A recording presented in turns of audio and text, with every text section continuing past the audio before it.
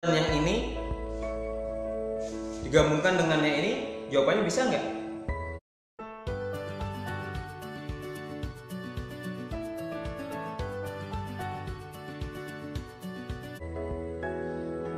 Ini kan dibilang tadi pecahan itu adalah bagian dari keseluruhan. Bagiannya pun harus sama ukurannya, tidak boleh ada yang lebih besar, ada yang lebih kecil. Sekarang ini beda ukurannya. Apakah bisa menjadi satu?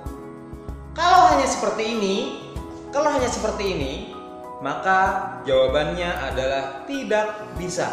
Gimana biar bisa? Ayo, gimana biar bisa? Ada yang tahu? Yang penting dia akan menjadi satu keseluruhan yang sama besar. Ayo, gimana? Ada yang tahu? Bapak yakin dari kalian pasti sebagian besar akan meminta Bapak untuk menambahkan satu lagi kertas yang berwarna biru menjadi seperti ini. Kalian lihat? Nah, ketika mereka digabungkan, satu lembar yang warna kuning dengan nilai 1/2 dan dua lembar yang warna biru dengan nilai 1/4 dengan 1/4, apakah ketika digabungkan dia akan balik lagi menjadi ukuran kertas yang sebelum kita potong? Akan kita buktikan, tunggu sebentar. Baik, akan kita buktikan apakah tadi 1/2 dengan 1/4 yang dua lembar ini ketika dia digabungkan, apakah dia betul menjadi satu bagian dari keseluruhan yang belum kita potong tadi?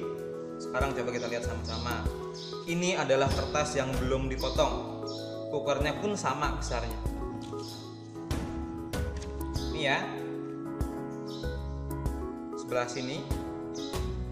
Tadi yang dua di sini dan yang satunya di sini. Apakah dia akan menjadi bagian dari keseluruhan yang sama besar? Maka jawabannya adalah betul, iya. Sehingga sebetulnya ketika satu bagian ini dengan dua bagian yang nilainya 1/4 ini digabungkan, dia pun kembali atau balik lagi menjadi satu ukuran yang sama besar. Atau satu ukuran yang utuh, yang seperti semula gitu ya, kembali lagi menjadi lambang bilangan 1 atau satu lembar kertas. Atau jika seperti ini mungkin, samakah dua ini nilainya dengan yang ini, dengan satu lembar ini? Maka jawabannya pun iya. Coba kalian periksa baik-baik. Tuh, sama. Nah, gitu ya. Jadi Bapak ulangin sekali lagi. Harapannya mudah-mudahan kalian tuh betul-betul memahami kenapa ini kita tulis 1/2, karena dia adalah satu bagian dari total dua bagian keseluruhan, dimana ketika kedua-duanya ini digabungkan, dia akan balik lagi menjadi satu kesatuan yang utuh atau satu. Sehingga 1/2 dengan 1/2 dia akan menjadi 2/2. 2/2 tuh adalah 1. Kok 1? Ya iya, dia balik lagi ke satu lembar utuh. Dan ini 1/4. Kenapa dia ditulis 1/4? Karena selembar ini adalah bagian dari 4 lembar atau 4 bagian yang sama besar.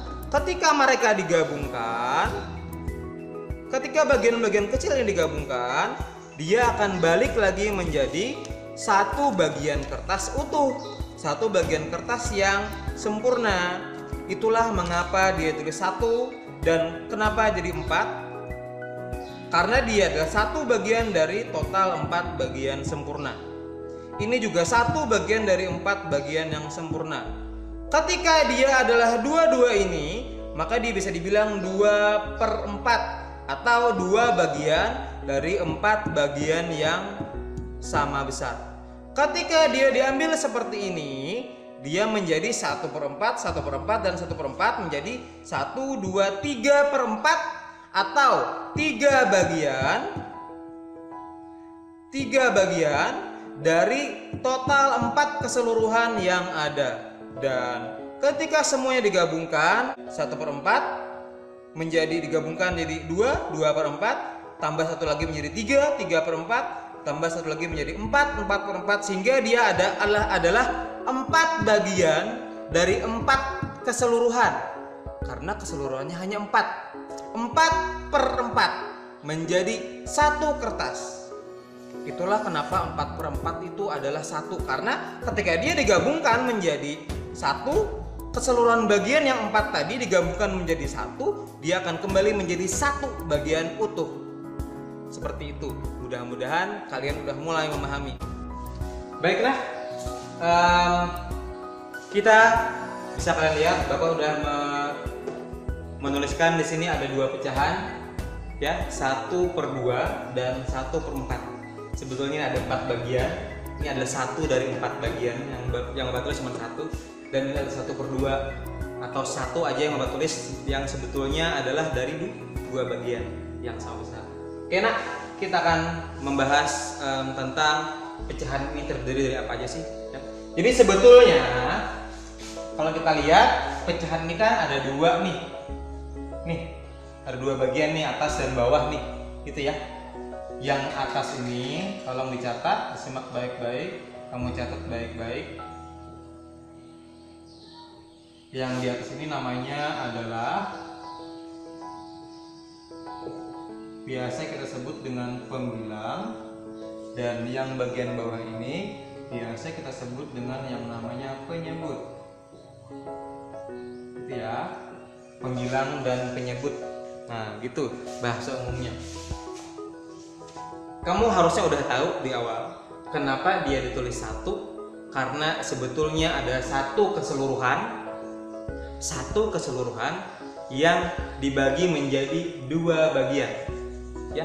1 ini bagian yang utuh atau bagian yang dibagi, yaitu pembilang. Yang kedua tadi adalah berapa bagian sih ketika 1 ini dibagi? Oh, ternyata dia 1 itu cuma dibagi menjadi 2 bagian yang sama besar, maka ditulislah 2 di sini sebagai penyebutnya. Pembilang bagian atas, penyebutnya bagian bawah. Sama seperti ini. Yang atas juga namanya adalah pembilang, yang bawah ini namanya adalah penyebut. Yang atas ini adalah pembilang, bagian utuhnya ada 1 bagian utuh yang dibagi menjadi 4 bagian yang sama besar, gitu ya. Kenapa jadi 4? Karena sebetulnya ada 4 bagian yang sama besar. Jika digabungkan, penyebut ini dia akan menjadi 1 kesatuan yang utuh.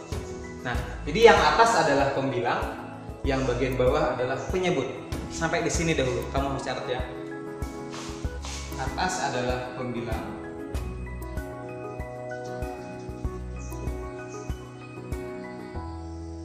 dan bagian bawah namanya adalah penyebut. Baik, Bapak rasa bagian video ini yang pertama ini hanya untuk pengenalan pecahan itu seperti apa, pemahaman konsep pecahan itu seperti apa. Harapan Bapak ketika kalian udah menyimak dari awal sampai bagian ini berakhir, sampai sekarang ini kalian udah mengerti atau udah paham apa sih pecahan itu, dan bagian-bagian pecahan itu apa aja sih, yaitu pembilang dan penyebut. Pecahan itu apa sih? Pecahan adalah bagian dari keseluruhan. Sama-sama. Baik, terima kasih. Wassalamualaikum warahmatullahi wabarakatuh.